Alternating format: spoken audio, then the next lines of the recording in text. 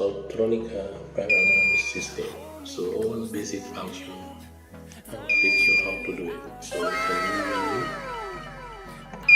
So we are showing this all unlock. So all history of fire alarms, fire pre-alarms, early warnings, faults, disabled.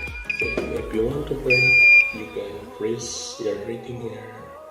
Read backward or 4. Number 4 is print. So you can press number 4. Then you will feel all codes is printing. Yes, and then you can press back. So again, so you want to go system, press number 2.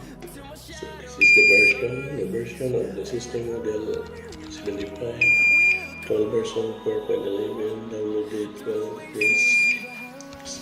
And this panel is in admin building. Okay, so you go back. Then you can, if you want to go disable, you can choose number 2 disable, number 3 enable. So for example, in disable, press number 2.